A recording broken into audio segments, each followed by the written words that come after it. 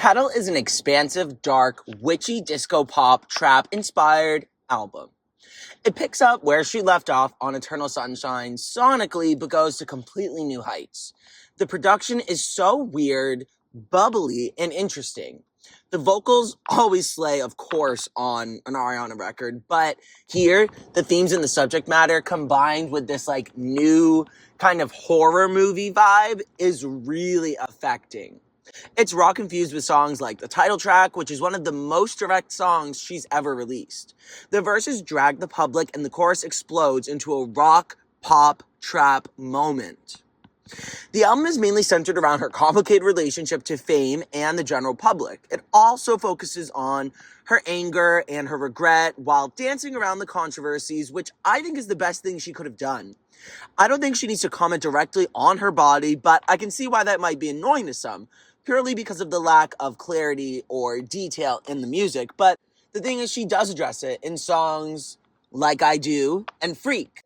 Like I Do is a sprawling, dark song that is furious at the public, but it's flirtatious because she's kind of suggesting that maybe she needs this push and pull, this back and forth, or maybe that they need each other.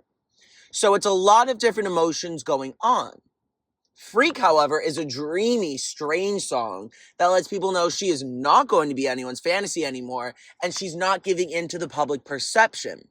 Sonically, Freak, Kiss Me, and Bad Thing, Bunny Hop, are very new ventures for her. The latter especially, there is no other song in her catalog that sounds like Bunny Hop.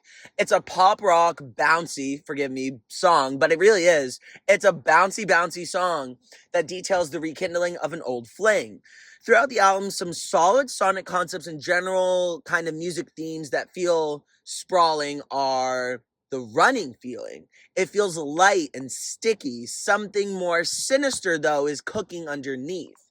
It feels like back alleys and literally like a petal growing under concrete. I actually think that is a really good name and theming for this album. It's really about the push and pull. And again, in songs like Kiss Me or Never Get Over Me, we have this kind of post-apocalyptic feel. Really, really interesting. The biggest strengths on the album are the pure pop, ready-to-go club melodies, the perverted lyricism, and the productional risks. The only negatives would be, well, I don't really have negatives, but I've obviously seen discourse online that people do not like the lyrics and that they think it sounds like her old stuff. To me, pop music is an expansive, limitless genre, and I just don't see it. It sounds like pop songs, and she's made pop songs before, but like I said, Like I Do, Bad Thing, Bunny Hop, and Kiss Me, these feel completely new for her, even Freak. I think the more jazzy and rock tones of some of them are really interesting. The vocal stackings only get better with her. Obviously, Ariana is an incredible vocal producer because I think she went for emotion to be emotive versus Olivia. Olivia's album is incredible as well, and I would say that it incorporates sprawling sounds as well. Kind of takes the earlier vampire and all-American bitch vibe, but goes in a completely new sonic direction. It keeps the theatrics of these songs, but I love the folksy, soft rock, but still with a punch thing that's going on in this album. It's a very dreamy album and really interesting. Lots of synths and frenetic, nervous energy.